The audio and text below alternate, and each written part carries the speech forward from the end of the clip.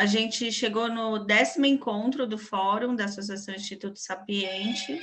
Para quem está aqui pela primeira vez, é um ambiente amigável, onde a gente tem os professores abrindo as discussões e finalizando os temas, e quem debate os assuntos geralmente são alunos e ex-alunos Sapiente. Então, hoje a professora Carla Iaconelli vai conduzir o fórum e vai moderar, vai fazer o conceito e discutir o tema no final. E quem vai fazer a apresentação hoje é a doutora Juliana, que é a nossa aluna da pós-graduação de reprodução humana deste ano. Então, boa noite a todos, sejam bem-vindos, apreciem aí o fórum, e você pode compartilhar sua tela já a qualquer momento, doutora. Se apresenta, né, faz uma introduçãozinha. Boa noite a todos, é uma honra participar desse fórum, é a segunda vez que eu participo e eu adoro essa troca de experiências, eu adoro participar do curso de pós-graduação do Instituto. Em 2007, não teve um ano que eu não participei, que eu não dei aula. Estou sempre presente nas atividades e adoro. Fiz muitos amigos, muitos colegas e pretendo continuar por mais muitos anos. Hoje, nós vamos falar sobre falhas recorrentes de implantação. E esse é um tema muito difícil, porque é um tema que, quando eu comecei em 2007, era uma definição do que era a falha de implantação, porque mudou muito a qualidade, muito melhores, muito incubadoras melhores, a gente consegue fazer o cultivo expandido, fazer uma biópsia. Então, uma coisa é a gente transferir um embrião euploide em blastocito, e aí a gente tem uma definição de falha de implantação. Antigamente, a definição era outra, então nós evoluímos muito nesse sentido. Eu vou começar a compartilhar a minha tela com vocês. Aqui.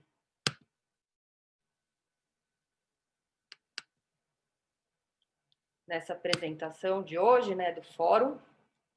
Esse é meu e-mail, carleaconelli@fertility.com.br. Se vocês tiverem alguma dúvida depois, que vocês lembrarem, ou se vocês quiserem entrar em contato comigo, perguntar alguma coisa, eu estou à disposição, tá bom?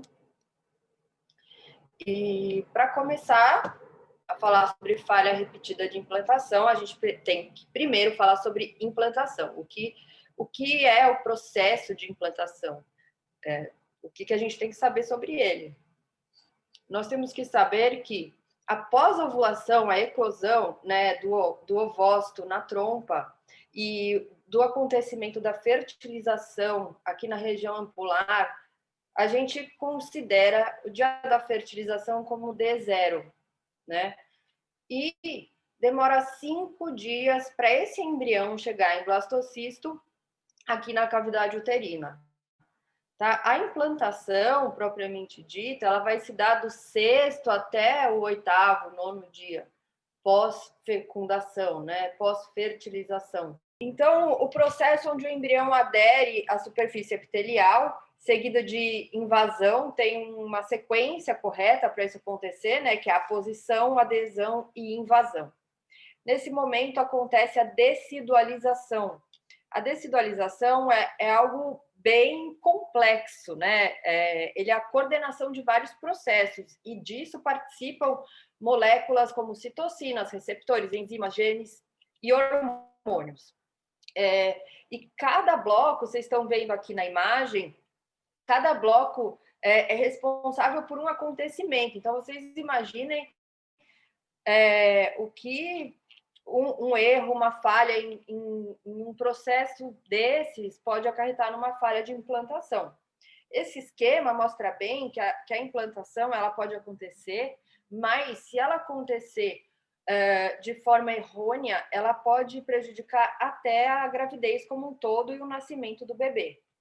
Então, a gente tem aqui o problema da receptividade endometrial, da implantação e da decidualização. Se acontece uma falha na implantação, pode levar à infertilidade. Uma falha na decidualização, mesmo que aconteça a implantação, e aí a decidualização, que é aquele slide anterior que eu mostrei para vocês, que depende de vários grupos de acontecimentos, enzimas, também pode levar à infertilidade.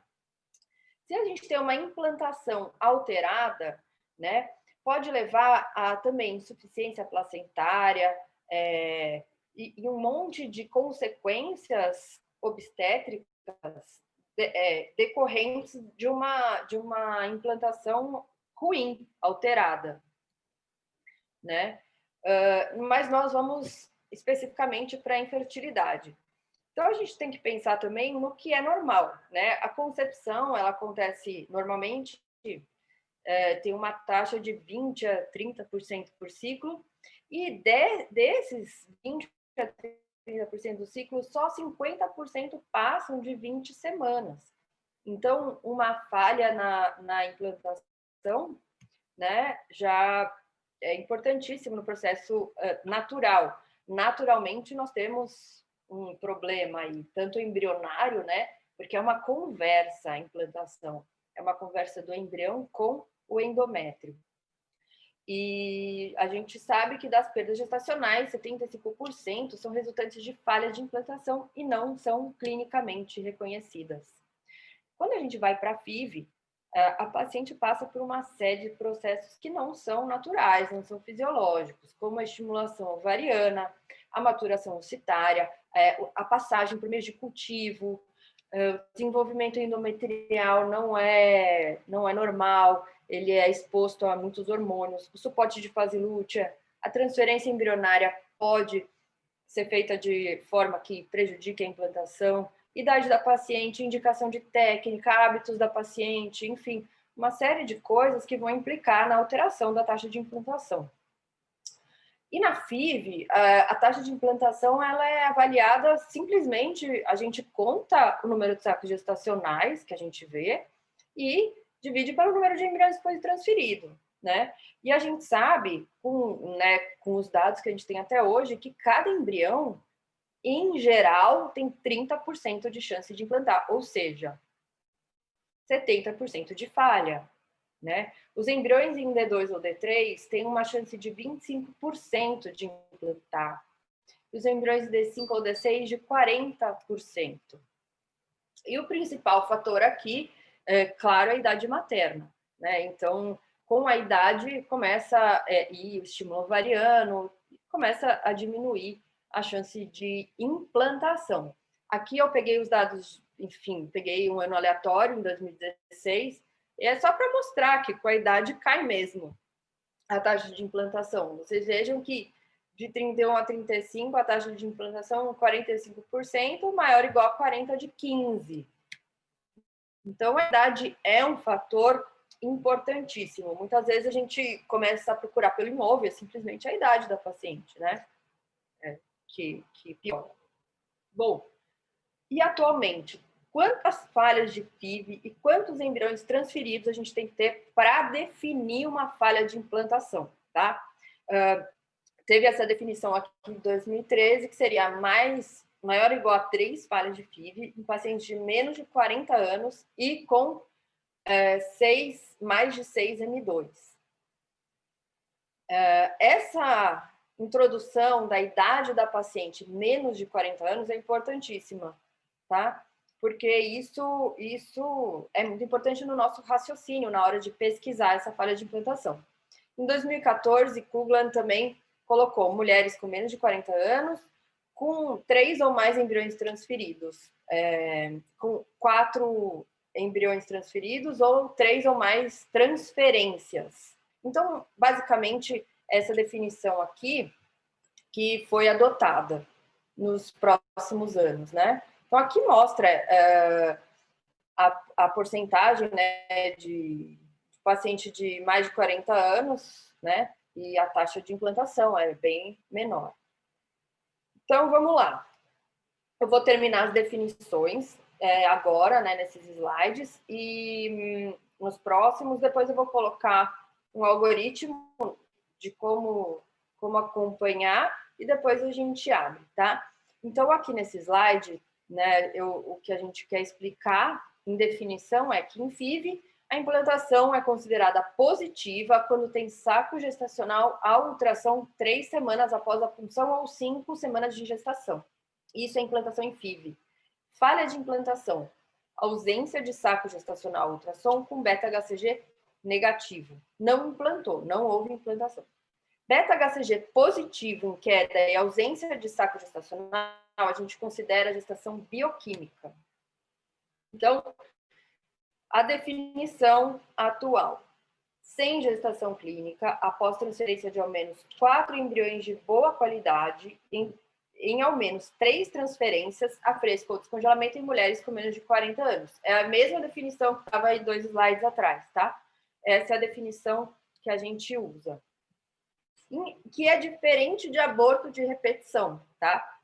Pela SRM, aborto de repetição seria a perda de 2 ou mais gestações de até 20 semanas, e pela Ashley, perda de 2 ou mais gestações de até 24 semanas, incluindo gestação bioquímica. E considera-se normal que 5% das mulheres sofrerão 2 abortos consecutivos. Então, quer dizer que bom embrião mais um bom endométrio é igual a gravidez? Não é.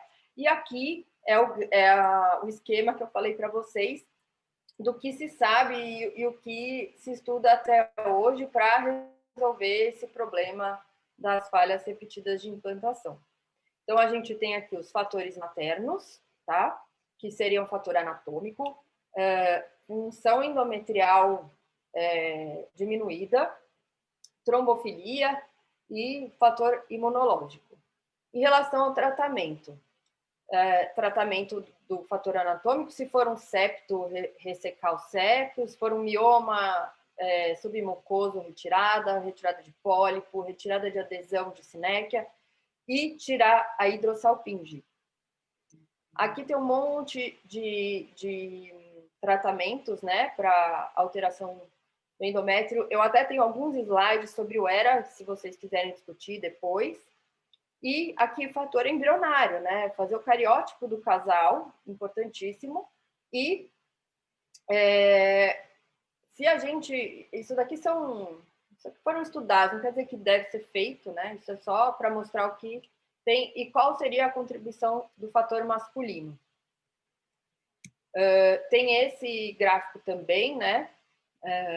Quais seriam o que a gente teria que avaliar. Então, aqui já tem, né, ERA, PGS, cariótipo, uso de, enfim, terapias imunológicas, antibióticos para infecção, né, que a Juliana vai falar sobre a endometrite, alteração do embrião, fazer PGS, e assim, estilo de vida. Muitas vezes, a mulher tem obesidade, o homem fuma, ou os dois fumam muito, eles se alimentam mal.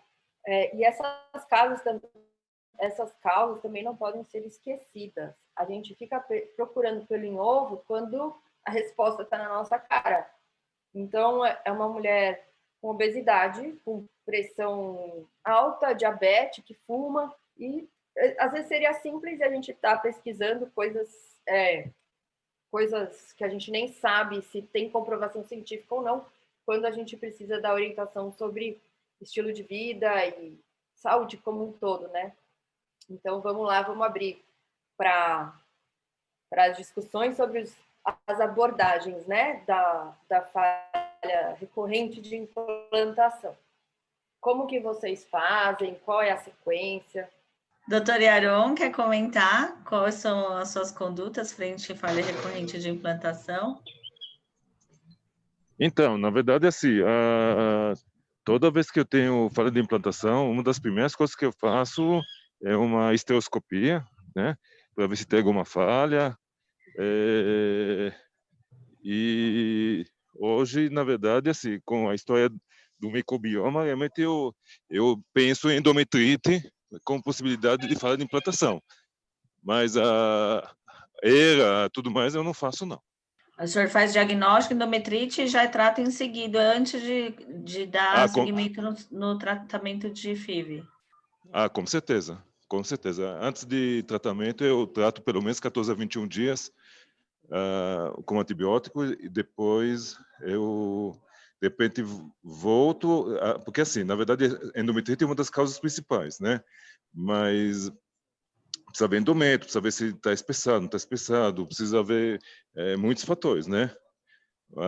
Mas o mais importante que eu vejo, na verdade, ou é falha dentro da cavidade ou fator infeccioso. Não, é o que a gente está comentando aqui, é que eu acho que a falha de implantação recorrente é uma situação que gera muita ansiedade na paciente, né? Porque ela quer saber uma causa e às vezes a gente não descobre, não sabe, porque a gente já fez toda a investigação, já tratou a endometrite, já tratou o que podia tratar. É óbvio que eu estou falando quando a gente já excluiu as causas anatômicas, já tratou os miolos, pólipos, transferiu o embrião de boa qualidade, com diagnóstico genético, e ainda assim a gestação não acontece, né? Ou não vai adiante. Então, eu acho que essa é uma situação muito angustiante. E a paciente fica buscando, mas ela quer ter uma resposta, ela quer saber por que não acontece. E hoje em dia, você sabe que elas pesquisam tudo na internet, né? E elas chegam com tudo pesquisado, falando sobre o fator imunológico. Eu acho que é o mais difícil e o mais controverso para que a gente consiga explicar para elas de que a gente não tem condutas ainda bem estabelecidas, tem muita conduta off-label e que não são isentas de risco. Mas eu estou falando isso porque eu tenho uma atualmente que na verdade, ela tem gestações bioquímicas recorrentes. E a gente já fez uma série de investigações, ela nem chegou a fazer FIV, ela engravida naturalmente, mas ela está sempre aqui me questionando sobre o fator imunológico e ela quer fazer terapias que não têm comprovação. Então, acho que hoje o mais difícil da gente lidar com essa paciente é a gente tentar mostrar para ela, estipular para ela qual seria o melhor tratamento e não a submeta a riscos, ficou na minha cara, que não a submeta a riscos desnecessários sem que a gente tenha, de fato, comprovação de benefícios, né? Então, injeção de intralípide, granuloquina, algumas substâncias que às vezes a gente vê fazendo, mas que não tem ainda validação. Eu não sei qual que é a incidência, mas eu vejo, às vezes, uma certa incidência de pacientes que não vêm para os fertileutas, né, para vocês médicos especialistas, e os próprios ginecologistas fazem um rastreamento imunológico e já dá anticoagulante para paciente, às vezes nem sem fazer um devido rastreamento, né? Eu vejo uma certa incidência nas pacientes que vêm para a FIV e aí elas relatam esse tipo de conduta dentro do ginecologista para elas antes de procurar a fertilização in vitro. Vocês têm alguma experiência disso? Então, mas o que acontece é que, assim, eu imagino assim, que o paciente que chega até você e faz tratamento,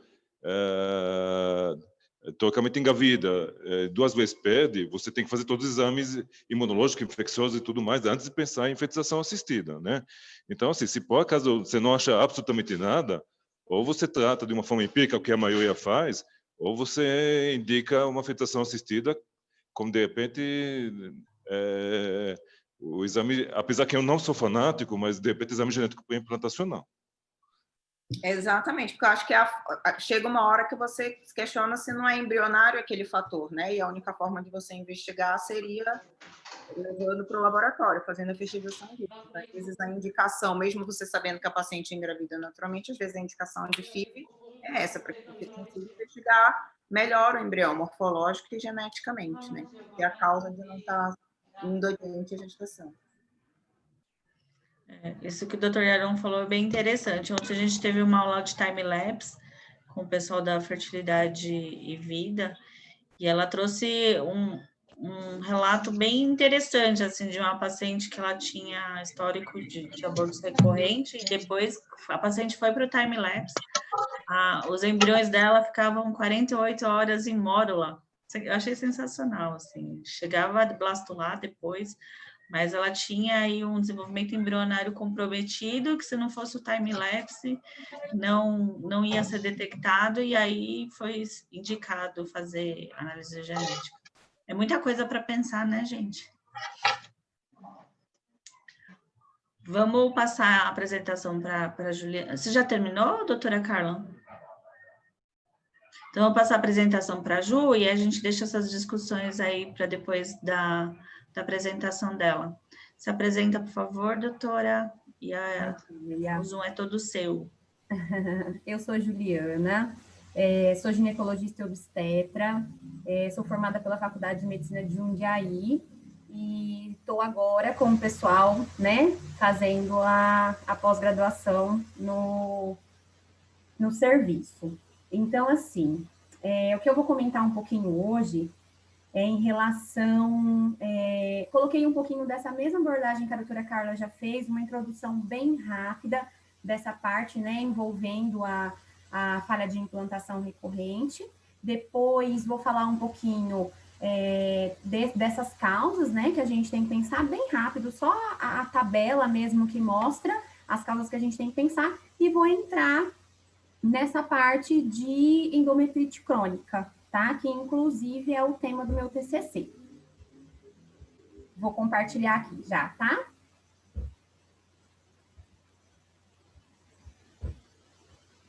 A hora que eu compartilho, eu não vejo mais, né, gente? É isso? Foi? Pera lá. Foi, só expandir agora a tela. Apareceu, Cris? Apareceu. É isso? Perfeito. Isso. Tá. Então, em relação, né, vou fazer a abordagem bem rápida, que a doutora Carla já fez, que foi maravilhosa. Então, assim, a gente sabe que dentro ali da falha de implantação recorrente, 75% das perdas gestacionais, elas são resultantes aí de falha de implantação, tá? A taxa de implantação, ela é calculada, então, dividindo-se o número de sacos gestacionais pelo número de embriões implantados, né? E nós temos aí que podemos considerar falha de implantação tanto para pacientes que não tiveram o beta-HCG positivo, quanto para as que tiveram esse exame positivo, porém não tiveram imagem ultrassonografia, certo? E sabendo aí que nós temos um número alto, 75% de pacientes, né, que são submetidas à FIV, elas terão pelo menos uma falha de implantação. Quando a gente pensa, então, em falha de implantação recorrente, mais uma vez, né, aqui tem as duas, na verdade, eu coloquei duas definições, uma que envolve aí a idade da paciente, que foi o que a doutora Carla já disse, que essa segunda, né, ausência de gestação clínica após transferência de pelo menos 4 embriões de boa qualidade e ao menos 3 transferências, seja ela a fresco ou, né, depois do descongelamento, em mulheres com menos de 40 anos.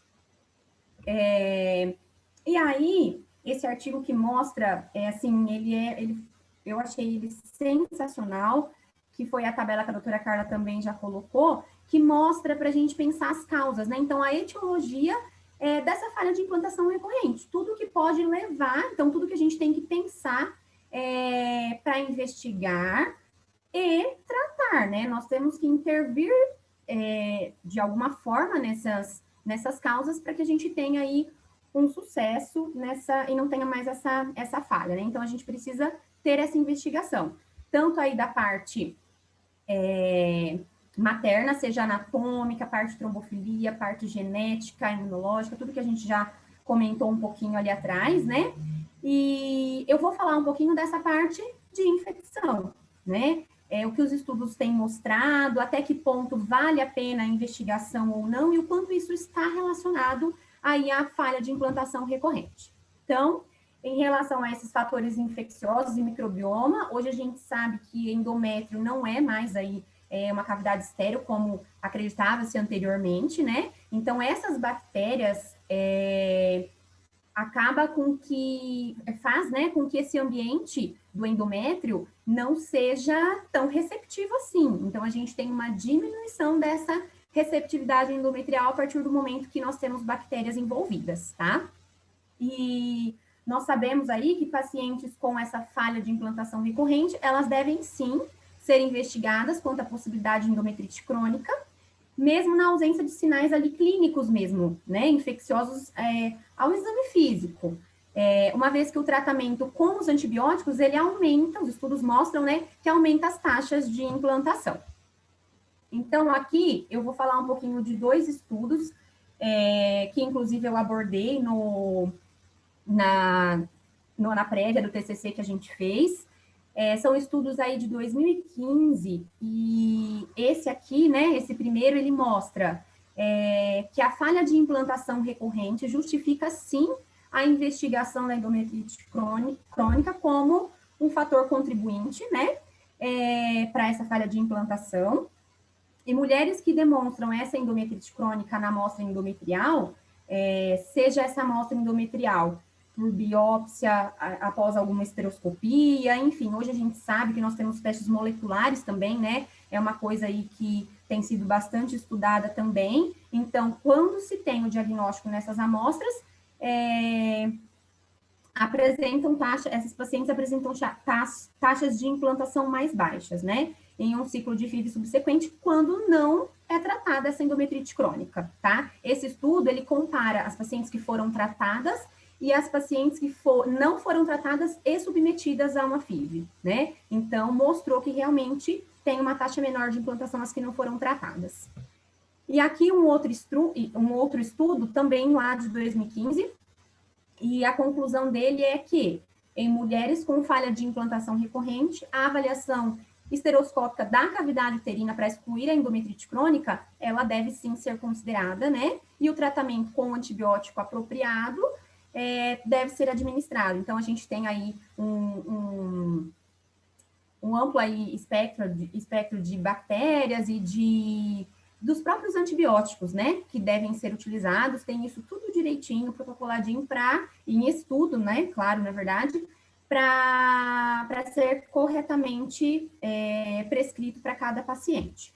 Então, elas devem sim, esses antibióticos devem sim ser administrados antes de submeter essa paciente a uma nova tentativa de FIV. Então, era isso que eu queria mostrar para vocês, que os estudos, eles realmente estão ali em cima dessa parte de endometrite crônica, e nós temos que pensar, sim, tanto na investigação quanto no tratamento. E aí, queria esse feedback de vocês. Até que ponto vale a pena investigar? Quando começar essa investigação, né? Assim, uma coisa que eu queria comentar um pouquinho, né, que eu não perguntei antes, mas assim, até que ponto a gente tem que cercar essa paciente de todos os lados, né? Seja pelo fator infeccioso, seja pelo imunológico, né? Assim, faço isso para essa paciente ao mesmo tempo, tudo da mesma, vou aos poucos nessa investigação ou vou cercar essa paciente, faço isso ao mesmo tempo? Não sei se vocês entenderam o que eu quis dizer aí nessa pergunta final. Seria isso. Seria fazer Diga. Desculpa. Fazer um rastreamento passo a passo ou mete um coquetel na paciente, né? Juliana, parabéns pela apresentação. E seu questionamento final é super importante, porque a medicina personalizada, eu acho que é o que a gente tem sempre que fazer. A gente não pode pegar e falar assim, não, supondo, né? Existe, sei lá. O que a gente sabe é que a maioria das falhas de implantação são, primeiro, idade e alteração cromossômica do embrião. A minoria vai ser pelo fator endometrial, né? Então, acho que a gente não deve fazer um rastreio universal, sendo que é a minoria. Mas a gente tem meios de suspeita, né? A gente tem como suspeitar. Eu sei que a endometrite crônica é mais difícil da gente fazer o diagnóstico, mesmo porque muitas vezes o endométrio ele fica bonito, proliferativo, e a gente só vai descobrir depois fazendo o exame. Mas eu não sou a favor de fazer essa biópsia para todas as pacientes logo de primeira. Eu acho que a gente tem que fazer personalizado mesmo. O que você acha, Juliana? Eu conheço quem faça esteroscopia para todo mundo, porque aquela pessoa acredita que isso vai ajudar. Mas eu tenho um artigo que mostra até que aquele scratching endometrial, que se acreditava ser uma ferramenta para melhora da taxa de implantação, se mostrou agora inútil.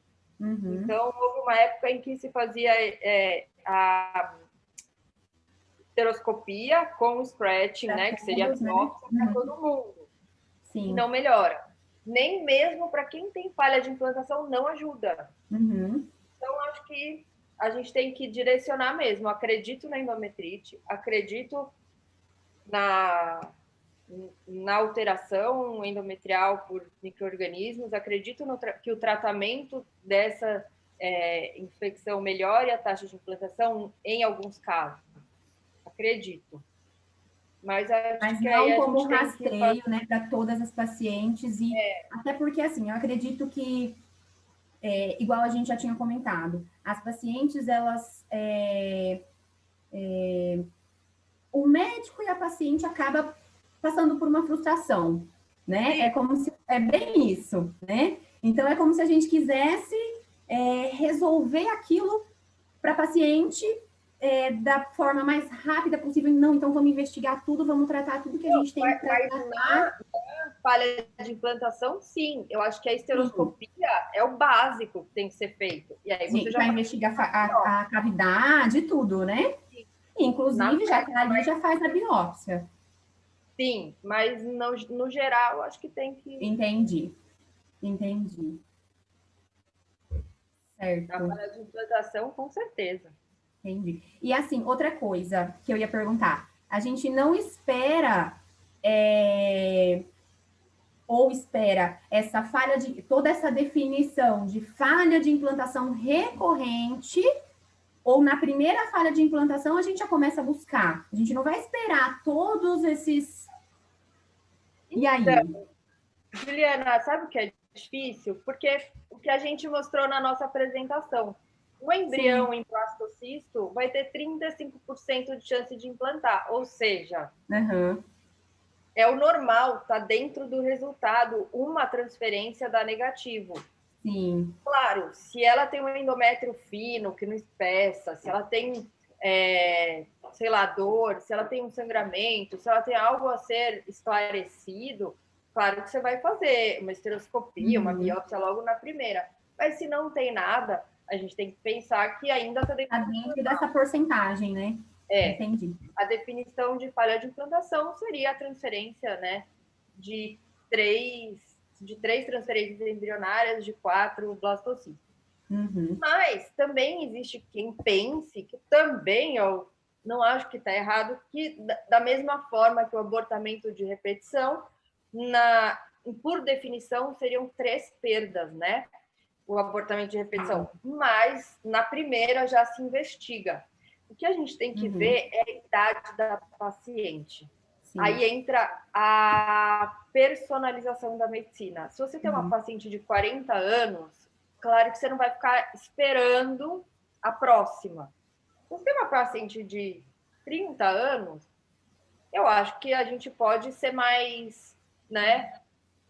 Mais assim, calma, isso está dentro do normal. Agora, claro que a gente tem que sempre que dançar conforme a música, pensando no melhor para a nossa paciente. E em medicina reprodutiva, é a idade, né? Idade é o mais... E reserva ovariana. Se é uma reserva ovariana baixa, a gente vai partir para a cabeça, vai para as cabeças, como se diz? Como se diz? Acho que é isso, é a tal da individualização. Exato. Ô, Ju, você pode parar de compartilhar sua tela para a gente ver a carinha do povo, por favor? Ai, para, eu não parei. Pera lá, gente. Ai, aqui, stop share. Aqui, desculpa. Imagina, que é isso. Aí. Perguntas, pessoal?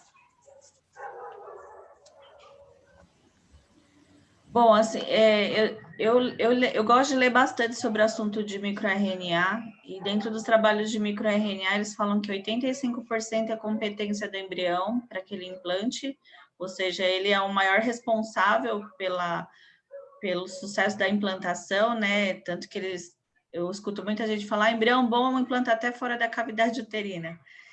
E 15% só seria competência endometrial. E dentro de tudo isso, a gente precisa das metabolômicas, né, das proteômicas, para que ocorra o crosstalking.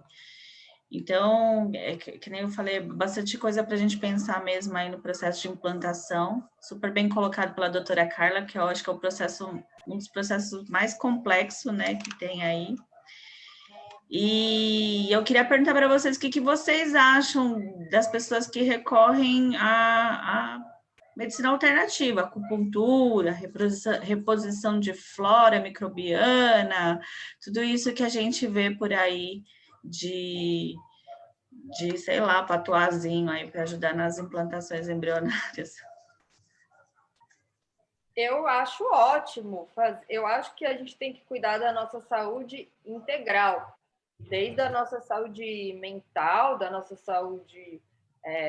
enfim, se a acupuntura ajuda aquela paciente a se sentir melhor, né? Então, seria o bem-estar, não que... Né, se isso melhora o bem-estar e se isso ajuda ela a se cuidar, a ter mais saúde, eu acho ótimo. Eu indico muitas vezes que se faça acupuntura, yoga, meditação. Eu acho que tudo isso ajuda, porque vai acabar ajudando o bem-estar da pessoa, e isso vai fazer com que ela se cuide mais, porque eu não tenho dúvida de que a saúde influencia, sim, no endométrio, né, que é tão sensível. Então, acho que se isso vai melhorar o sono dela, se vai melhorar a disposição para fazer atividade física, se vai melhorar aquele momento de se alimentar, ela vai falar assim, poxa, eu estou gastando maior dinheiro com acupuntura, então deixa eu comer direito. Se vai ajudar ela a parar de... Se vai diminuir a ansiedade de comer besteira, se isso vai ajudar, ótimo. O uso de antioxidantes está super em alta, para tudo, né? Para qualidade ossária, qualidade seminal, qualidade embrionária, está com tudo. A gente está com... Olha que interessante, tem uma acupunturista aqui no fórum hoje. Você quer acrescentar com alguma coisa, Maiane? Compartilhar aí a sua experiência? Ela diz que tem resultados ótimos aí com o assunto. Eu adoro. Deve, por favor. Compartilhe com a gente a experiência. Essas coisas sempre deixa... A gente que é do científico deixa sempre com uma pulguinha atrás da orelha, né?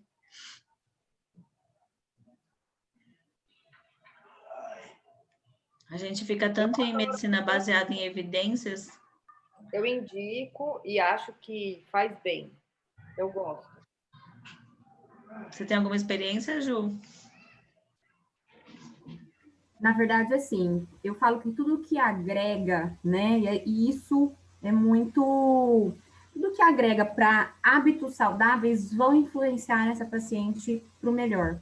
Então, eu falo que tem que ser indicado mesmo, com certeza. Oi, vocês estão me ouvindo? Oi, Maiane. Eu sou acupunturista, eu sou biomédica, acupunturista e patologista clínica também. Eu trabalho com acupuntura já tem 4 anos e eu trabalho muito com tentantes e gestantes também, especialmente as que já tiveram histórico de abortos passados e, enfim, casos que a gestação não é tão de baixo risco assim. E eu tenho resultados excelentes, os meus colegas acupunturistas também têm resultados excelentes.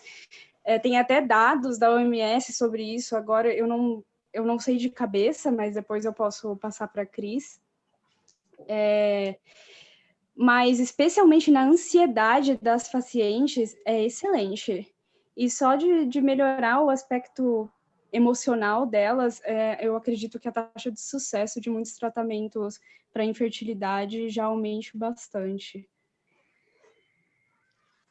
Mas aí é a efetividade da acupuntura ou é ela achar que a acupuntura está fazendo bem para ela? Ou é as duas coisas? As duas coisas. É a historinha do Embrioglu, né? As pacientes vêm lá pedindo. Já pediram para vocês usar o Embrioglu? Tá. Só no Doutora, Google, pode usar. só no Google elas pedem. Ai. Mas alguém ia acrescentar alguma coisa? Fê, Yaron, Bruna, Luciana, Marcos? A Fê Bom, eu mandou só queria lembrar uma coisa, que paciente que não tem dificuldade para engravidar pode ser psicológico, basta orientar ela a viajar, descansar e tirar tudo mais, que ela consegue engravidar espontaneamente. Para quem não sabe, o doutor Yaron tem uma agência de turismo. Ah, bom, Está em entendi. prejuízo atualmente, né? Tudo fechado. Entendemos. Ai. Com a história do Covid, está tudo fechado. Aviões cancelados, hotéis fechando, a situação não está boa. O senhor está vendendo pacote de viagens virtuais? Faz o tour no hotel, assim? Ah, sim, 360. sim, com certeza. E o indivíduo paga o virtual também. Ai, gente. Quer encerrar, doutora Carla? Gostaria de agradecer, achei a reunião super proveitosa, adoro esse tema e estou à disposição para as próximas. Doutora Juliana? Queria agradecer pelo convite. Sempre muito bom estar com vocês e aprendendo muito com vocês. Obrigada. Então, vou encerrar, gente, o fórum. Obrigada pela presença de todos. Obrigada a apresentação, doutora Juliana. Obrigada, doutora Carla, por moderar o fórum. Participação da doutora Fernanda, doutor Yaron, todos presentes. Um beijo, até a próxima. Semana que vem tem reunião científica com a doutora Fernanda no Journal Club, que ela vai falar sobre criopreservação, né, doutora? Então, beijinhos, até semana que vem.